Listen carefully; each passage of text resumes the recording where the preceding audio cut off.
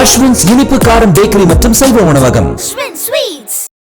அமராவதியில் ஆந்திர முதலமைச்சர் சந்திரபாபு நாயுடுவை தகாத வார்த்தையில் பேசியதாக கைதான முன்னாள் அமைச்சர் அம்பத்தி ராம்பாபுவை தெலுங்கு தேசம் கட்சி தொண்டர்கள் தாக்க முயற்சித்ததால் பரபரப்பு ஏற்பட்டது. சந்திரபாபு நாயுடுவை மோசமான வார்த்தைகளால் திட்டியதுடன் துணிச்சல் இருந்தால் தன்னை கைது செய்யுமாறு காவல்துறைக்கு ஒய்எஸ்ஆர் காங்கிரஸ் மூத்த தலைவர் அம்பத்தி ராம்பாபு சவால் விடுத்தார். இதனைத் தொடர்ந்து அமராவதியில் உள்ள அவரது வீட்டிற்குள் அதிரடியாக நுழைந்த போலீசார் அவரை கைது செய்தனர். அப்போது அம்பத்தி ராம்பாபுவை ஆளும் தெலுங்கு தேசம் கட்சியினர் கற்களை வீசி தாக்க முயற்சித்ததால் அப்பகுதியில் சலசலப்பு ஏற்பட்டது.